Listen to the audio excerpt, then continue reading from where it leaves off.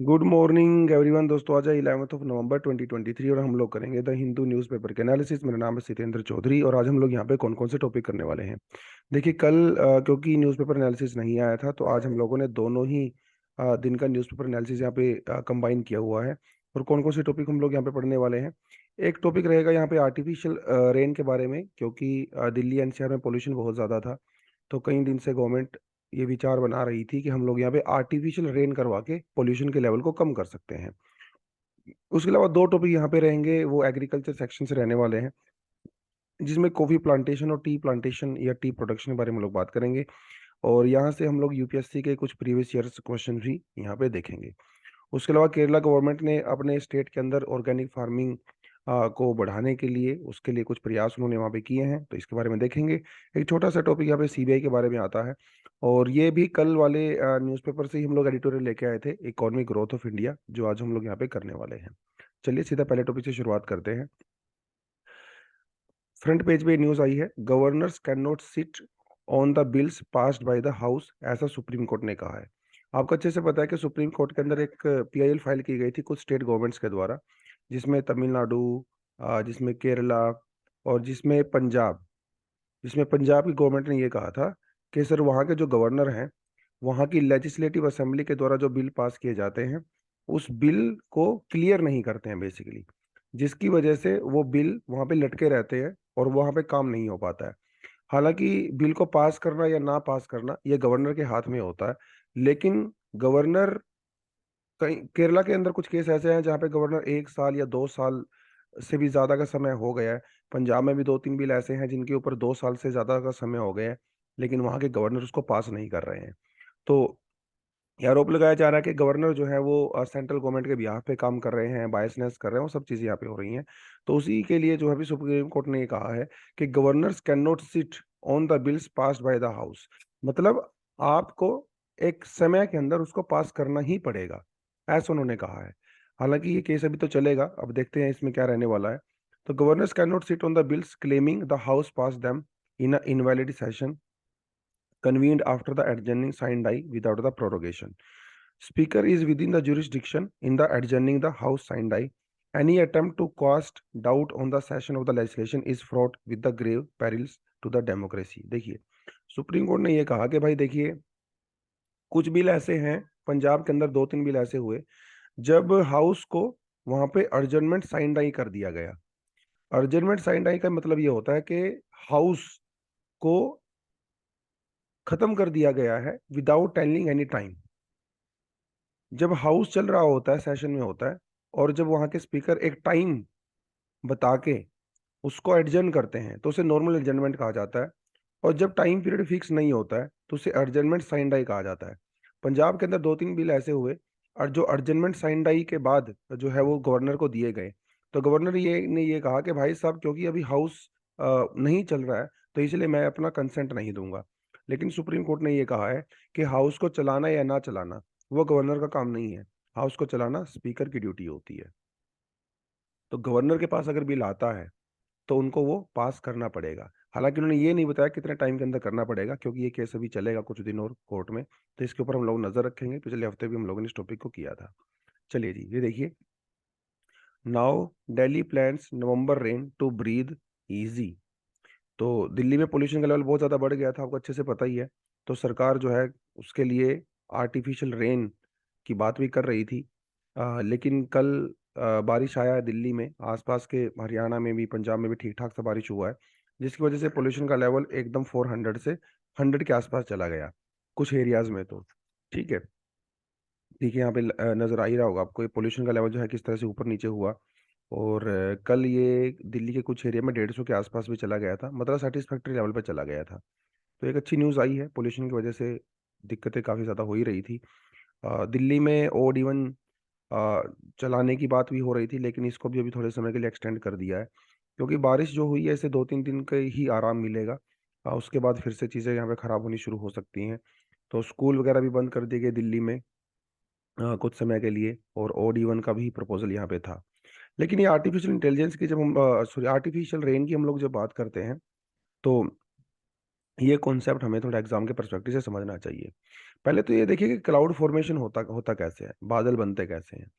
तो clouds are made up of the tiny water droplets और the ice crystals that form when water vapor in the atmosphere cools and condenses around the tiny particles of the dust and salt floating in the atmosphere.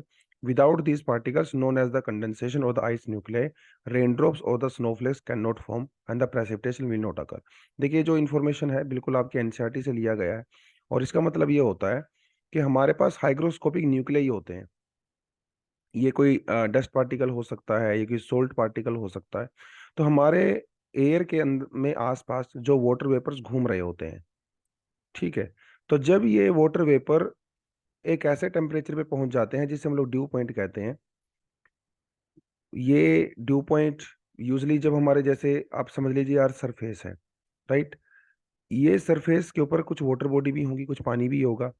तो होता क्या है, जब temperature high होता है तो यहाँ से ये वाटर वेपर्स यहाँ से बनते हैं और वो इवेपोरेट होके अपर एटमॉस्फेयर में चले जाते हैं। और जैसे जैसे आपको पता ही है कि आप अपर एटमॉस्फेयर में जाते हो, टेम्परेचर रिड्यूस होता है और एक जगह पे जाके टेम्परेचर काफ़ी कम हो जाता है जहाँ से ड्यू पॉइंट आता है। जिसकी वजह से क्या होता है, ये जो वाटर वेपर्स होते हैं ये वाटर ड्रॉपलेट्स में कन्वर्ट हो जाते हैं। तो बेसिकली क्लाउड क्या होता है, क्लाउड बहुत सारे ड्रॉपलेट्स का एक पार्ट होता है। बहुत सारे ड्रॉपलेट्स को आपस में जो है कंबाइन करके चलता है, और ये विजिबल पार्ट होता है जिसे हम लोग क्लाउड्स कहते हैं। तो क्लाउड्स बनने का बेसिकली प्रोसीजर यही होता है कि जो वाटर वेपर नीचे से इवेपोरेट होके गए थे वो बाद में ऊपर जाके कंडेंस हो जाते हैं। लेकिन इन कंडेंस होने के लिए इनको एक ऐसा न्यूक्लियाई की जरूरत होती है, बिना न्यूक्लियाई के ये कंडेंस नहीं हो सकते। तो ये होता है क्लाउड बनने का पूरा कॉन्सेप्ट। तो अगर वाटर ड्रॉपलेट का साइज काफी बड़ा होता है तो ये हवा में नहीं रह पाते हैं, तो ग्रेविटी की वजह से नीचे आ जाते हैं, जिसे हम लोग रेनफॉल कहते हैं। ये बेसिक सा कॉन्सेप्ट होता है रेनफॉल का, जिसने भी यहाँ पे बताने की कोशिश किया है। ठीक है जी। अब देखिए आर्टिकल क्या कहता है। अब कहता है वो आर्टिकल कहता है क्लाउड सीडिंग। देखिए एयर के अंदर वाटर वेपर होते हैं पहले से। कोई भी एयर ऐसी नहीं होती जिसके अंदर वाटर वेपर 0% होते हैं। कुछ ना कुछ वाटर वेपर उसके अंदर होते ही हैं। अब जैसे जिस रूम के अंदर मैं बैठ के डीएनए कर रहा हूँ, इसके अंदर भी वाटर वेपर होंगे। लेकिन यहाँ पे तो क्लाउड्स नहीं बन रहे हैं। क्यों नहीं बन रहे हैं? क्योंकि यहाँ पे एक तो टेम्परेचर ज्यादा है, दूसरी बात यहाँ पे हाइग्रोस्कोपिक न्यूक्लियाई की संख्या भी काफी कम है। तो हम लोग क्या करते हैं क्लाउड सीडिंग में, तो क्लाउड सीडिंग एक आर्टिफिशियल मेथड होता है जिसकी वजह से हम लोग रेनफॉल को इंक्रीज करते हैं बाय सम मेथड्स। कौन कौन से मेथड हो सकते हैं? During cloud seeding chemicals like the silver iodide, potassium iodide, and the dry ice is released into the sky using the airplanes. These chemicals attract the water vapor, leading to the formation of the rain clouds. It usually takes half an hour. अब देखिए जो ऊपर मैंने आपको बताया था, natural तरीके से हमारे पास क्या होता है, ये न्यूक्लियाई होते हैं। ये है एक न्यूक्लियाई, इसके आसपास घूम रहे हैं वाटर वेपर। तो इस न्यूक्लियाई की खास बात ये होती है कि वाटर वेपर को अपनी तरफ अट्रैक्ट करता है। तो जब ये वाटर वेपर को अट्रैक्ट करता रहेगा तो ये वाटर वेपर कंडेंस होकर वाटर ड्रॉपलेट में कन्वर्ट हो जाते हैं।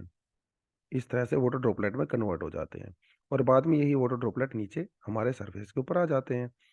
अब हम लोग क्या करते हैं आर्टिफिशियल रेन में क्लाउड सीडिंग जब करते हैं, तो इसी तरह के ये जो न्यूक्लियाई होते हैं आर्टिफिशियल तरीके से, ये हम लोग क्लाउड के अंदर प्रोवाइड कराते हैं, जो कि वहाँ पे नेचुरली अवेलेबल नहीं था।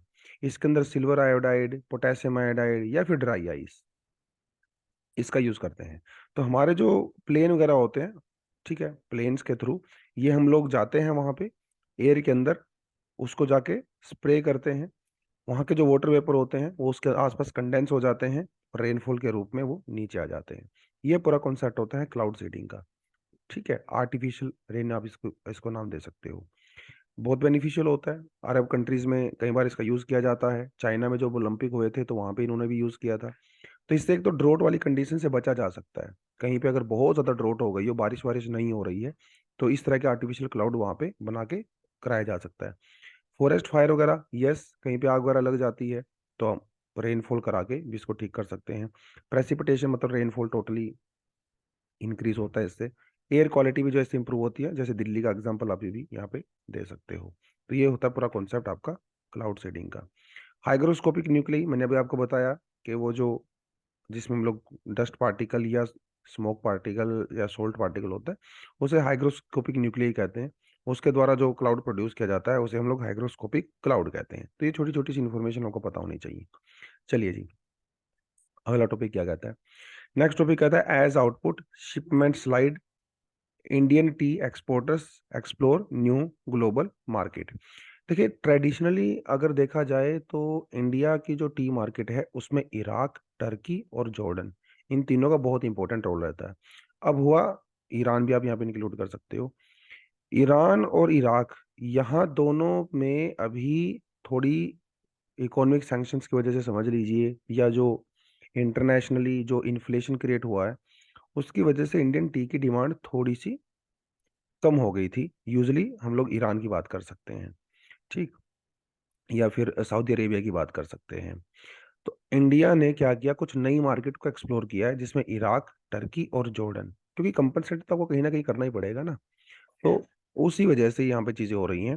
The Indian tea auction system sells out 40% of all the tea produced in the country with the auctioneering playing a major role. तो जो, देखिए, वैसे तो सरकार ने ये कहा है कि भाई जो टी की जो सेलिंग होती है, जो टी की सेलिंग होती है वो ऑक्शन के तरीके से इंडिया में कई जगह पे बंद कर दी गई है। लेकिन गवर्नमेंट का ये कहना है कि ऑक्शनिंग के थ्रू, देखिए ऑक्शनिंग में क्या होता है ना, प्राइस बेटर मिलता है आपको। ऑक्शनिंग में आपको प्राइस बेटर मिलता है। आज जैसे दार्जिलिंग टी की हम लोग बात करें अगर, तो दार्जिलिंग टी में क्या होता है, जो भी प्रोड्यूसर्स होते हैं वो जितनी भी टी प्रोड्यूस करते हैं उसको ऑक्शन के लिए रखा जाता है। ऑक्शन के लिए रखा जाता है। ऑक्शन का मतलब सीधी सी बात है कि मतलब उसकी बोली लगाई जाती है। तो ऑक्शन में जो भी जो ट्रेडर्स होते हैं वो ऑक्शनिंग करके उस टी का प्राइस काफी हाई लेवल पे खरीदा जाता है। कई बार तो ऐसा देखा गया 50,000 रुपए किलो, 1 लाख रुपए किलो तक भी जो है वो टी की बिक्री होती है। ये एक ट्रेडिशनल मेथड होता है ऑक्शनिंग करने का। अभी तो आजकल ई ऑक्शनिंग भी की जाती है, और कई जगह पे गवर्नमेंट ने एक्चुअली ऑक्शनिंग को बंद भी कर दिया है। बट अभी भी इंडिया की जो 40% टी जो बेची जाती है वो ऑक्शनिंग के थ्रू ही यहाँ पे बेची जाती है। तो अगर टी की बात करें, जनरली जो स्टैटिक पोर्शन की हम लोग बात करते हैं इस टॉपिक के बारे में, तो इंडिया वर्ल्ड का सेकंड लार्जेस्ट जो है टी प्रोड्यूसर है, and the largest black T producer after China, ठीक है। Fourth largest exporter of the T in the world, India. हालांकि हम लोग टी इंपोर्ट भी करते हैं, एक्सपोर्ट भी कर रहे हैं कुछ खास कैटेगरी को, और इंपोर्ट भी करते हैं, क्योंकि हम लोग चाय इतनी ज्यादा कंज्यूम करते हैं। राइट, हमारा नेशनल ड्रिंक है भैया चाय। तो ऑफ कोर्स हम लोग, इतना बड़ा देश है हमारा, तो हम इसको कंज्यूम भी बहुत ज्यादा करते हैं। India is also the largest consumer of the black T and accounts for 18% of the total world T consumption. दुनिया का 18% चाय तो सिर्फ खाली हम लोग पी जाते हैं।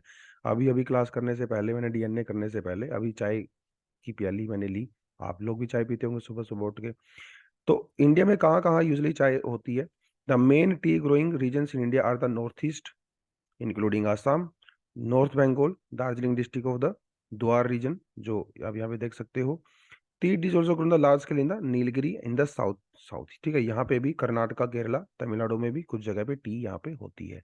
ये तो टी ग्रोइंग एरियाज आपको पता होने चाहिए। इंपॉर्टेंट है क्यों, यहाँ पे देखिए, consider the following statements: Andhra Pradesh, Kerala, Himachal Pradesh और Tripura. How many of the above generally known as the tea producing states. ये क्वेश्चन 2022 में पूछा गया है एग्जाम में, यूपीएससी में। तो इसका आंसर नीचे मुझे आप कमेंट सेक्शन में बताएंगे, ठीक है जी। उसके अलावा अगर आप यहाँ पे देखें, क्या क्या कंडीशन चाहिए होती है टी को कल्टीवेट करने के लिए। ओरिजिनली ये ट्रॉपिकल और सब ट्रॉपिकल क्लाइमेट के अंदर इसको ग्रो किया जाता है। इसमें एशिया, अफ्रीका, साउथ अमेरिका वगैरह ये कंट्री में होता है। उसके लिए कूल टू वार्म टेम्परेचर चाहिए, मतलब बहुत ज्यादा टेम्परेचर आपको टी के लिए नहीं चाहिए, थोड़ा ठीक ठाक सा टेम्परेचर आपके लिए चलेगा, जिसमें दिन में कम से कम 5 घंटे आपको सनलाइट चाहिए होती है। एवरेज एनुअल टेम्परेचर जो एक टी प्लांट को चाहिए वो 15 से लेके 23 डिग्री तक होता है, मतलब बहुत ज़्यादा टेम्परेचर नहीं है, बहुत कम भी नहीं है। और हमारे यहाँ पे जो ज्योग्राफिकल इंडिकेटर की बात करते हैं, तो दार्जिलिंग टी एक्चुअली इंडिया का पहला प्रोडक्ट था, फर्स्ट प्रोडक्ट फ्रॉम इंडिया, जिसको जीआई टैग का टैग हम लोगों ने दिया था।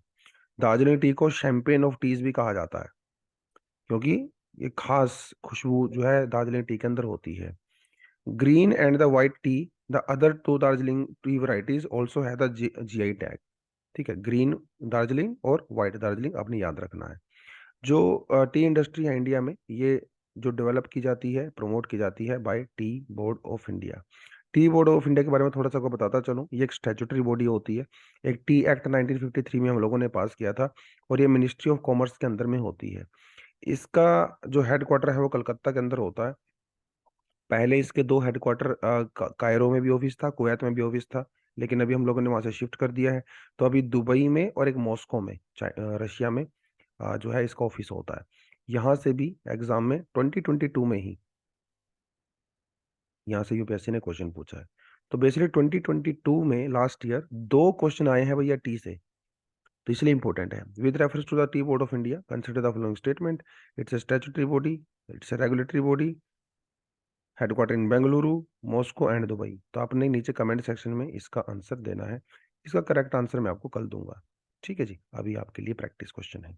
चलिए, Kerala forms organic farming mission to boost agriculture in the Kerala. तो ये क्या बात हो रही है भैया? केरला में मतलब वो एग्रीकल्चर में ऑर्गेनिक फार्मिंग को यहाँ पे एनहेंस करने की बात करें। हालांकि केरला में पहले से ही ऑर्गेनिक फार्मिंग डिसेंट लेवल पे होती है, लेकिन उसको थोड़ा आगे लेके जाना चाहते हैं केरला की गवर्नमेंट। तो ऑर्गेनिक फार्मिंग इंडिपेंडेंटली भी बहुत इंपॉर्टेंट टॉपिक है एग्जाम के परस्पेक्टिव से। कई बार यहाँ से क्वेश्चन आया, natural farming, organic farming, sustainable farming, evergreen farming, और फिर वो हम लोग बात करते हैं हमारे यहाँ पे ग्रीन रेवोल्यूशन की बात करते हैं। तो उससे जोड़ के अगर आप देखें तो काफी इंपॉर्टेंट टॉपिक यहाँ पे बनता है अपना, ये मेंस के परस्पेक्टिव से ज्यादा इंपॉर्टेंट है। देखिए, India ranks first in number of the organic farmers and ninth in terms of the area under the organic farming. तो ये एक छोटा सा फैक्ट है, फैक्ट भी एग्जाम के लिए इंपॉर्टेंट होते हैं अपनी बात को रखने के लिए। ये कोई ज्यादा इंपॉर्टेंट नहीं है। 2016 में Sikkim became the first state in the world to become fully organic, and other states including Tripura and Uttarakhand have set similar targets। हालांकि इसको अभी बने नहीं है, लेकिन ये लोग भी अभी लाइन में है। तो सिक्किम जो है वो वर्ल्ड में और इंडिया में पहला स्टेट बन गया था। तो ऑर्गेनिक फार्मिंग के फायदे तो खैर बहुत सारे होते हैं, अगर आप यहाँ पे देखें। देखिए, ऑर्गेनिक फार्मिंग के बेनिफिट क्या क्या है। तो एक तो बात, ऑर्गेनिक जो फार्मिंग वाले प्रोडक्ट होते हैं वो थोड़े महंगे मिलते हैं। तो जो फार्मर ऑर्गेनिक फार्मिंग करते हैं डेफिनेटली उनको बेटर प्राइस मिलता है, इसमें तो कोई डाउट ही नहीं है ना। हेल्दी फूड होता है, तुम्हारी हेल्थ के लिए अच्छा होता है, क्योंकि इसके अंदर पेस्टिसाइड वगैरह का यूज नहीं किया जाता है। सोइल क्वालिटी को इम्प्रूव करता है। यस, क्योंकि पेस्टिसाइड वगैरह यूज करते नहीं है तो ऑटोमेटिकली जो बैक्टीरियल एक्टिविटी है वो बेटर हो जाती हैं। और क्रॉप प्रोडक्टिविटी और इनकम, वो तो आप ऊपर वाले पॉइंट से जोड़ सकते हो, इंक्रीज होती है। पेस्ट का अटैक कम होता है, क्योंकि यूजुअली हमारी जो ट्रेडिशनल क्रॉप्स होती हैं over a period of time अगर आप ऑर्गेनिक फार्मिंग करते हो तो पेस्ट अटैक कम हो जाता है। और वैसे भी उसके लिए हम बायो कंट्रोल मेथड का यूज करते हैं रादर देन द पेस्टिसाइड, तो वो चीज़ यहाँ पे होती है। एक चीज़ अगर आप यहाँ पे देखें, ऑर्गेनिक फार्मिंग है, जैसे आपको पेस्ट कंट्रोल करना है, भैया खरपतवार तो वहां पे भी आएगी ना। तो क्योंकि आप यहाँ पे पेस्टिसाइड का यूज तो करते नहीं है, तो आपको मैनुअली वो जो खरपतवार होती है, जो जो वहाँ पे अनवांटेड जो प्लांट्स होते हैं आपकी फसल के अंदर, वो रिमूव करने पड़ते हैं, मैनुअली करने पड़ते हैं, अपने हाथ से करने पड़ते हैं, जिसकी वजह से एम्प्लॉयमेंट अपॉर्चुनिटी भी जनरेट होती है। यस। और जब आप ऑर्गेनिक तरीके से अपने खेत को तैयार करते हो तो आपकी जो सोइल होती है उसकी वाटर होल्डिंग कैपेसिटी बेटर होती है। और जो वाटर होल्डिंग कैपेसिटी अगर बेटर होगी तो ड्रोट वाली कंडीशन में आपकी सोइल वाटर को ज़्यादा लंबे समय तक रिटेन कर सकती है। तो ये ड्रोट प्रूफ भी होता है। तो ये कुछ बेनिफिट होता है। उसके अलावा eco tourism, protection of the ecosystem, flora fauna, biodiversity वगैरह, वो एक अनहिडन, मतलब हिडन से बेनिफिट यहाँ पे होते हैं। और गवर्नमेंट ने कई सारे इसी तरह के इनिशिएटिव भी लिए हुए हैं। अपीडा करके इनिशिएटिव है, पीजीएस, प्रधानमंत्री कृषि विकास योजना, mission organic, value chain development and all that. तो ये सरकार इसके तहत क्या करती है, कई बार फसलों को सर्टिफिकेशन भी देती है, अवेयरनेस के प्रोग्राम भी गवर्नमेंट चलाती है, मार्केटिंग कैंपेन भी सरकार चलाती है ऑर्गेनिक फार्मिंग को इम्प्रूव करने के लिए। लेकिन इतना कुछ सरकार कर रही है, उसके बावजूद भी ऑर्गेनिक फार्मिंग इतने बड़े लेवल पे क्यों नहीं हो पा रही है? क्योंकि there are many issues and the challenges. कौन कौन से चैलेंज हैं? एक तो चैलेंज सबसे बड़ी बात है मैन पावर वाला है। देखिए, ऊपर हम लोगों ने कहा था कि ज़्यादा मैन पावर चाहिए, जिसकी वजह से क्या होगा, एम्प्लॉयमेंट अपॉर्चुनिटी जनरेट होंगी। लेकिन समस्या ये है कि बहुत सारे एरिया में इंडिया में मैन पावर की बहुत कमी है। और ऑर्गेनिक फार्मिंग में आप बहुत ज़्यादा मशीनों का यूज़ नहीं कर सकते, ये भी यहाँ पे समस्या है। तो एक तो ये दिक्कत यहाँ पे बड़ी है। उसके अलावा इंडिया में जैसे नॉर्मली हमारे पास मंडी सिस्टम होता है, एमएसपी सिस्टम होता है नॉर्मल फसलों के लिए, लेकिन ऑर्गेनिक फार्मिंग के लिए हमारे पास ऐसा प्रोडक्ट्स के लिए ऐसा कुछ खास है नहीं। तो सप्लाई चेन की बड़ी दिक्कत है। खासकर हिली एरियाज में ऑर्गेनिक फार्मिंग ज़्यादा की जाती है, तो मार्केट एक्सेस जो है वहाँ पे नहीं है। इंफ्रास्ट्रक्चर बेटर नहीं है, कोल्ड स्टोरेज की हमारे यहाँ पे दिक्कत है, तो ये कुछ दिक्कतें हैं। उसके अलावा सर्टिफिकेशन की बड़ी प्रॉब्लम है। तो मार्केट में कई बार क्या होता है, सेग्रीगेट करना बड़ा मुश्किल हो जाता है कि भैया ऑर्गेनिक प्रोडक्ट कौन से हैं, कन्वेंशनल प्रोडक्ट कौन से हैं। तो उसके लिए सर्टिफिकेशन की जरूरत होती है, और हमारे देश में अभी तक बहुत बेटर, एक बहुत अच्छा सरकार ने सर्टिफिकेशन सिस्टम नहीं बनाया है, और उसके लिए सेपरेट मार्केट भी नहीं बनाया है। ये दिक्कतें यहाँ पे हो जाती हैं। उसके अलावा शॉर्टेज होता है good quality organic input also, वो भी मार्केट में अभी, क्योंकि ये अभी नया नया है पूरा ऑर्गेनिक फार्मिंग वाला सिस्टम। तो ट्रेडिशनली जो हमारे यहाँ पे डेवलप हुई हैं चीज़ें ऑर्गेनिक फार्मिंग के लिए भी उतनी अच्छी से नहीं हो पाई है। ग्रीन वॉशिंग भी यहाँ पे एक बहुत बड़ी दिक्कत आती है। कई बार कंपनियां क्या करती हैं, किसी प्रोडक्ट को ऑर्गेनिक प्रोडक्ट वो उसको प्रमोट करती हैं, जबकि एक्चुअली वो ऑर्गेनिक प्रोडक्ट होता नहीं है। तो दिखाती कुछ हो रहा है, बेचती कुछ हो रहा है, तो ये भी समस्या यहाँ पे नजर आती है। ठीक है। उसके अलावा प्रीमियर प्राइस, क्योंकि ऑर्गेनिक फार्मिंग जब आप करते हो ना, आपकी प्रोडक्शन एटलीस्ट 2-3 साल काफ़ी कम होती है as compare to conventional production. ठीक है। तो भैया जब आपकी प्रोडक्शन कम होगी, तो किसानों के ज़्यादा दाम पे अपने प्रोडक्ट को बेचना पड़ेगा, जिसकी वजह से जो आम आदमी है वो इतने हाई प्राइस को नहीं कर सकता। मतलब आप वीट की अगर बात करें, नॉर्मली वीट अगर आपको 70 रुपये पर केजी मिल रही है, तो ऑर्गेनिक फार्मिंग वाली आपको कम से कम 170-180 मिलेगा। तो आम आदमी तो नहीं ये अफोर्ड कर सकता, तो इसीलिए ऑर्गेनिक फार्मिंग का फायदा आम आदमी नहीं उठा सकता, जो कि हेल्थ कंसर्न भी है। तो ये चीज़ें यहाँ पे नजर आती हैं। चलिए जी। Coffee output to sleep 30% on the untimely rains. बारिश बारिश इस बार गड़बड़ हुआ, आपको अच्छे से पता है, मानसून। तो इस बार हो सकता है कि कॉफी की जो हमारे यहाँ पे आउटपुट है वो 30% कम हो सकती है, ऐसा सरकार का कहना है। तो कॉफी के बारे में अगर बात करें इंडिया में, कॉफी देखिए यहाँ पे हिमाचल प्रदेश, असम, मेघालय, मणिपुर, महाराष्ट्र, गोवा, कर्नाटका, केरला, तमिलनाडु, आंध्रा, तेलंगाना और उड़ीसा, इन सभी स्टेट्स के अंदर कॉफ़ी मोर और लेस ग्रो की जाती है। हालांकि ज़्यादातर सदर्न स्टेट्स में होती है, कर्नाटका में, बट थोड़ा बहुत दूसरी जगह पे भी की जाती है। यूजुअली हमारे यहाँ पे कॉफ़ी की दो स्पीसीज होती हैं जो ग्रो की जाती हैं। एक है कॉफ़ी जिसे हम लोग अरेबिका कहते हैं, और दूसरे को रोबस्ता कहते हैं। ठीक है जी। अरेबिका वाली है, ये तो सोमालिया वगैरह से इंडिया में आई थी, लेकिन इसको हम लोग काफ़ी अच्छे से ग्रो करते हैं। रोबस्ता भी इंडिया में ग्रो की जाती है। कॉफ़ी के लिए क्या क्या क्लाइमेट कंडीशन आपको चाहिए, 15 से 18 डिग्री, 28 डिग्री का टेम्परेचर आपके पास होना चाहिए। रेनफॉल जो है, एक अच्छा खासा रेनफॉल चाहिए होता है कॉफ़ी के लिए। और कॉफ़ी के लिए वाटर का सिस्टम थोड़ा ऐसा रहता है कि पानी रुकना नहीं चाहिए बेसिकली, इसलिए जो हिल स्लोप्स होते हैं यहाँ पे कॉफ़ी की जाती है, क्योंकि जब बारिश होती है तो पानी रुकता नहीं है उस स्लोप से, वो धीरे धीरे अपने आप ही नीचे आ जाता है। तो एक अच्छी वेल ड्रेन्ड, मतलब पानी डिसेंट चाहिए होता है, लोमी सोइल की रिक्वायरमेंट आपको होती है। शेडी ट्रीज में, क्योंकि डायरेक्ट सनलाइट नहीं पड़नी चाहिए कॉफ़ी के पत्तों के ऊपर, वो खराब हो जाते हैं। तो इसलिए हमेशा ये शेड की तरफ लगाए जाते हैं, मतलब माउंटेन की जिस साइड में शेड आती है, छाँव आती है, वहाँ पे ये लगाया जाता है। यूजली 600 से लेके 1600 मीटर अबव सी लेवल की हिल स्पेस को जो है ग्रो किया जाता है, क्योंकि टेम्परेचर इसको इतना चाहिए होता है ना। अगर आप 2000 मीटर पे जाके इसको ग्रो करोगे तो टेम्परेचर बहुत कम हो जाएगा, वहां पे तो 3-4 डिग्री टेम्परेचर हो जाएगा, तो ये पत्ते खराब हो जाएंगे, मर जाएंगे। इसलिए ये हाइट पे आपको इसकी रिक्वायरमेंट होती है। उसके अलावा ये प्रोडक्शन हम लोगों ने यहाँ पे देख ही लिया है। हालांकि प्रोडक्शन तो बहुत सारे स्टेट्स में होती है, लेकिन 70% कॉफ़ी इंडिया में आज भी केरला के कर्नाटका के अंदर ही की जाती है। तो सीसीडी का नाम तो आपने सुना ही होगा, वो सब यहीं पे है।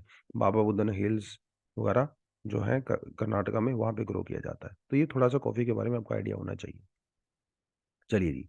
COP28 अभी दुबई में होने वाला है बहुत जल्दी। ठीक है। तो मोदी जी जो है वहाँ पे जा सकते हैं उस UNFCCC की मीटिंग में पार्टिसिपेट करने के लिए।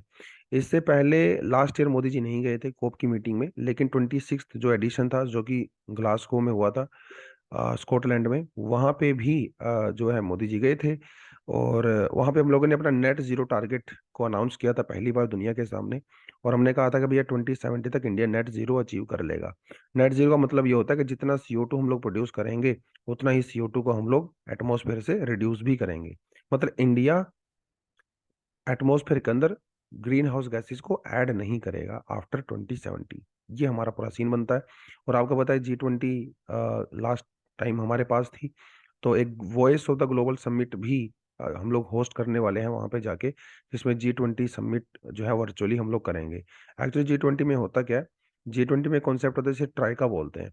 ट्राइका में क्या होता है, जो पिछला प्रेसिडेंट था, जो प्रेजेंट प्रेसिडेंट है और जो फ्यूचर वाला प्रेसिडेंट है, ये तीनों कंट्री मिलके बेसिकली एजेंडा वगैरह फिक्स करती हैं। और जो प्रेजेंट प्रेसिडेंट है वो मेनली उसका होस्ट होता है। तो इंडिया क्योंकि पिछला प्रेसिडेंट था, तो इसलिए हमारी भी रिस्पॉन्सिबिलिटी बनती है, तो हम लोग भी ट्रोएका के मेंबर हैं। तो G20 में जो जो बातें हुई हैं उसके बारे में डिस्कशन वहाँ पे किया जाएगा। तो ये जो कोप की मीटिंग होती है इसे कहते हैं conference of parties. Conference of parties एक हाईएस्ट डिसीजन मेकिंग पावर होती है when it comes to climate change.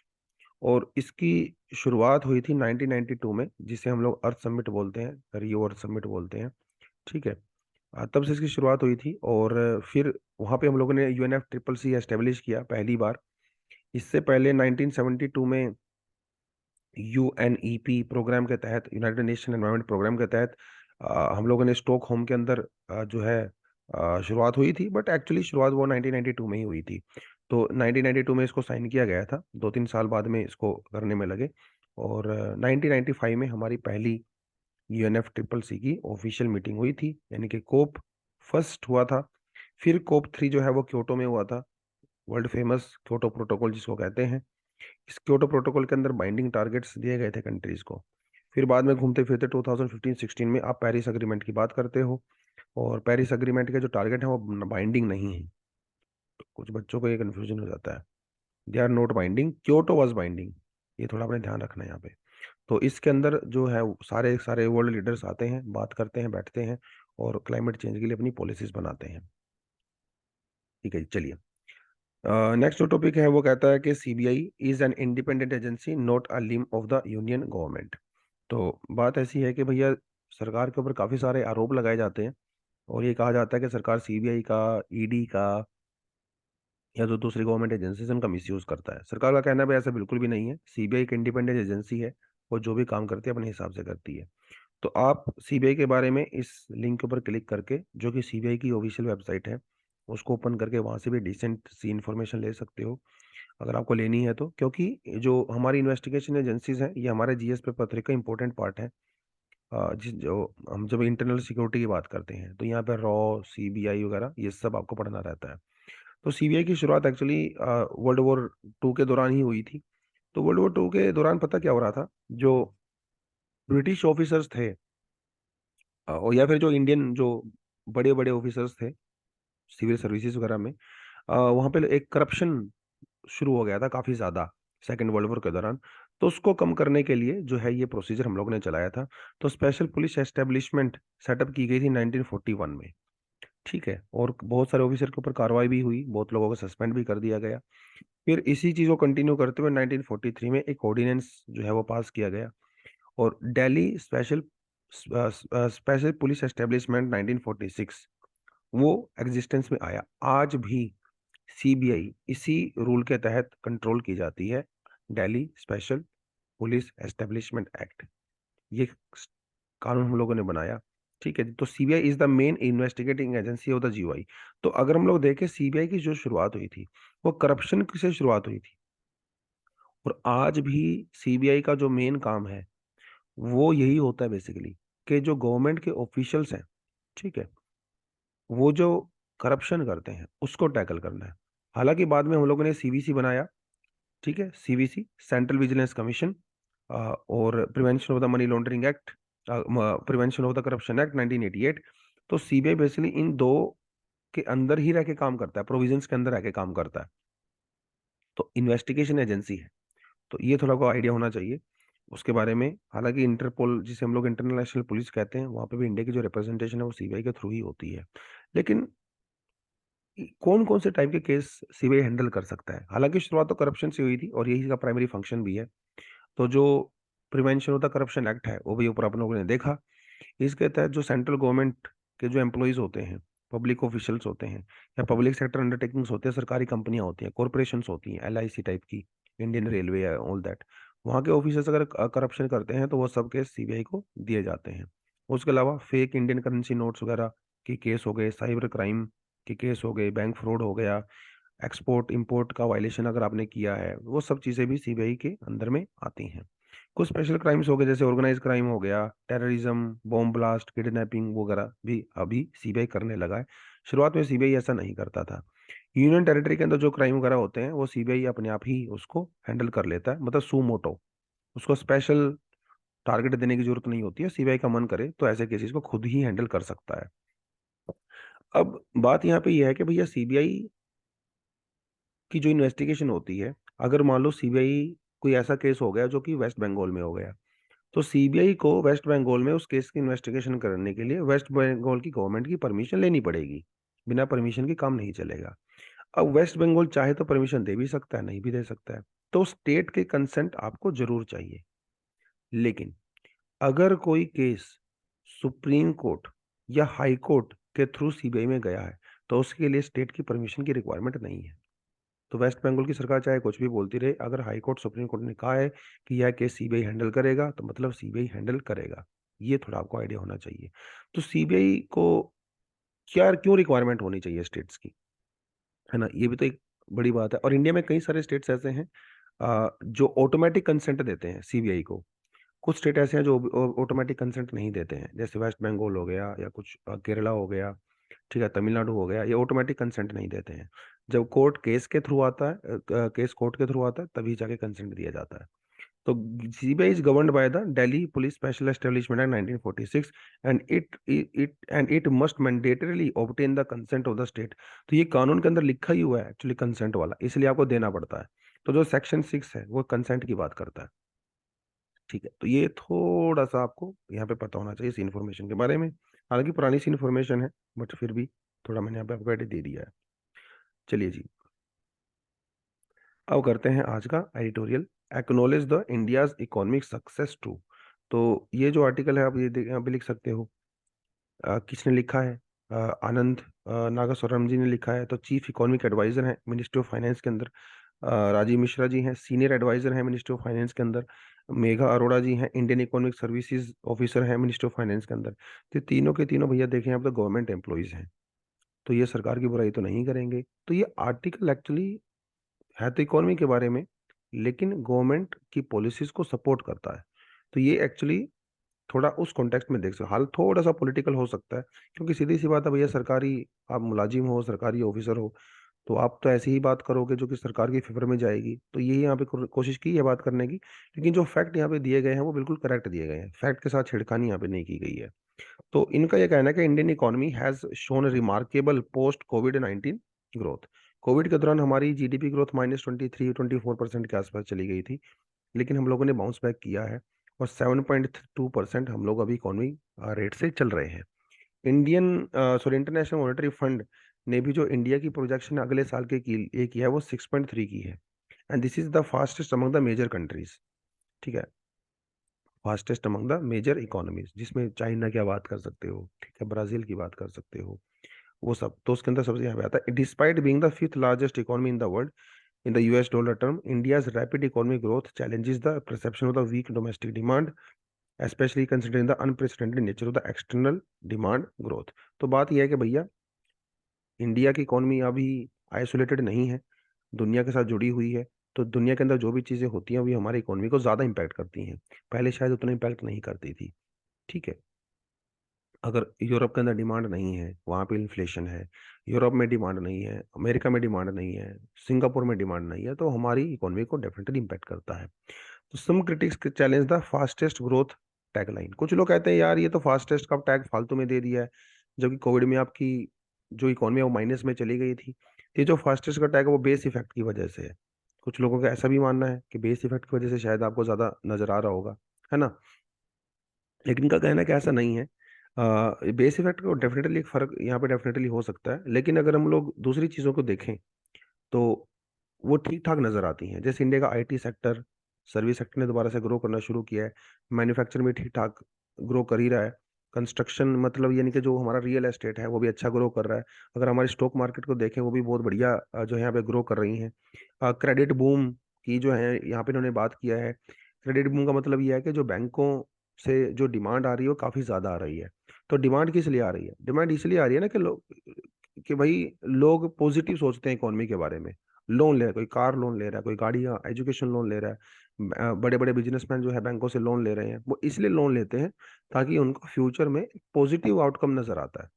Yes, the global financial crisis of 2007-8 led to the decline in the world trade, impacting the Indian economy, coupled with the domestic credit bubble। तो ये 2004, 2005, 2006, 7 का ये period ऐसा था जब पूरी दुनिया भर में बूम चल रहा था। डिमांड बहुत ज़्यादा थी, प्रोडक्शन बहुत ज़्यादा थी, तो वो सिचुएशन इंडिया में भी चल रही थी। लेकिन 2008-9 के क्राइसिस के बाद क्या हुआ, अचानक से डिमांड बहुत ज़्यादा लो चली गई, चाहे वो डोमेस्टिक हो, चाहे वो इंटरनेशनल हो। उसकी वजह से हमारे बैंकों ने क्रेडिट देना बंद कर दिया और यहाँ पे इंटरेस्ट रेट बहुत हाई कर दिया गया। लोन लेना बड़ा महंगा हो गया इंडिया में। तो जिसकी वजह से क्या हुआ, जो पुरानी कंपनीज ने जिसने 2005 या 6 में लोन लिया था, ये समझ के कि आगे फ्यूचर में डिमांड होगी, तो फ्यूचर में डिमांड तो आई नहीं, इसकी वजह से इनकी मैन्युफैक्चरिंग घट गई। जब इन कंपनी के प्रॉफिट नहीं रहा, तो ये अपना जो लोन का पैसा कैसे चुकाएंगे? तो ये फ्रॉड हो गई, बहुत सारी कंपनी इंडिया में बैंकरप्ट हुई। जब ये बैंकरप्ट हुई तो फाइनेंशियल क्राइसिस जो है हमारे बैंकिंग सेक्टर के अंदर भी चला गया। ठीक है, तो ये एनपीए बहुत ज्यादा क्रिएट हो गए। तो ये दिक्कतें हमारे यहाँ पे हुई क्योंकि इंटरनेशनल ट्रेड हम लोग अनफॉर्चुनेटली नहीं कर पा रहे थे। तो 2014 के बाद क्या क्या जो है यहाँ पे स्टेप्स वगैरह लिए गए हैं सरकार के द्वारा, या कुछ को ऑब्जर्वेशन जो इन्होंने यहाँ पे की है। ऑब्जर्वेशन नीति आयोग के द्वारा की गई, और नीति आयोग ने ये कहा कि पॉवर्टी रिडक्शन इंडिया में काफ़ी हाई लेवल पे हो रही है 2015-16 और 2019-21 के बीच में। मल्टी डायमेंशनल पॉवर्टी की अगर हम लोग बात करें, इंडिया में 13.5 करोड़ लोग मल्टी डायमेंशनल पॉवर्टी से बाहर आए हैं, जो कि एक अच्छा जो है यहाँ पे नज़र आता है। उसके बाद लगातार इंडिया में जो है इलेक्ट्रिसिटी, वाटर रिसोर्सेज की बात करें, ड्रिंकिंग वाटर की बात करें, ठीक है, हर घर जल वगैरह वो सब स्कीम सरकार ने चलाई हैं। तो इलेक्ट्रिसिटी काफ़ी जगह पे पहुंच गई है, जो कि 10 साल पहले नहीं थी। एग्रीकल्चर को सरकार जो है यहाँ पे सपोर्ट कर रही है, एमएसपी लगातार बढ़ा रही है, फिशरी के ऊपर फोकस कर रही है। तो वो सब चीज़ें जो यहाँ पे फोकस की जा रही हैं। हालांकि हमारी पर कैपिटा इनकम बहुत कम है, ओनली $2400 की नज़र आती है। वेस्टर्न कंट्री की तो भैया 50,000 70,000 जाती है, तो उनसे हमारे यहाँ पे बिल्कुल भी कंपैरिजन नहीं है। लेकिन यस, इंडिया को अगर हाई इनकम स्टेटस अचीव करना है फ्यूचर के अंदर, तो यहाँ पे मैन्युफैक्चरिंग सेक्टर पे इंडिया को बहुत काम करना पड़ेगा। अभी हमारा ज़्यादातर फोकस या तो प्राइमरी सेक्टर पे रहता है, या फिर वो टर्शरी सेक्टर पे रहता है, सर्विस सेक्टर पे रहता है। मैन्युफैक्चरिंग सेक्टर इंडिया में ग्रो नहीं कर रहा है। पिछले 20-25 सालों से इंडिया का मैन्युफैक्चरिंग सेक्टर वहीं पे वहीं खड़ा हुआ है। उतनी एम्प्लॉयमेंट जनरेट कर रहा है, उतना ही जीडीपी ग्रो कर रही है। वो समस्या हमारे यहाँ पे मैन्युफैक्चरिंग सेक्टर में है। तो उसके ऊपर सरकार को थोड़ा फोकस करना पड़ेगा। हालांकि मेड इन इंडिया वगैरह वो सब चलाया गया है, पीएलआई स्कीम वगैरह, बट उतना ज़्यादा इम्पैक्ट उसको नज़र नहीं आ रहा है, क्योंकि जो रियल एम्प्लॉयमेंट है वो मैन्युफैक्चरिंग सेक्टर से ही जनरेट होती है। सर्विस सेक्टर में आप पैसा जनरेट कर सकते हो, लेकिन एम्प्लॉयमेंट उतनी जनरेट नहीं होती है। तो ये थोड़ा सा इंडिया को यहाँ पे देखना पड़ेगा। अपनी जो कमियां हैं उनको दूर करना पड़ेगा, जो अपनी स्ट्रेंथ है उसके ऊपर काम करना पड़ेगा। तो ये कुछ चीज़ें जो है इस आर्टिकल के अंदर बताई गई, बेसिक बेसिक चीज़ें हैं। उसके अलावा कुछ एडिशनल आर्टिकल हमारे पास आप ये भी पढ़ सकते हो। ठीक है, ये आज वाले हैं और ये कल वाले हैं। तो उसका आज का इतना ही है। Thank you very much, all the best, जय हिंद, हैप्पी दिवाली, जय जवान जय किसान।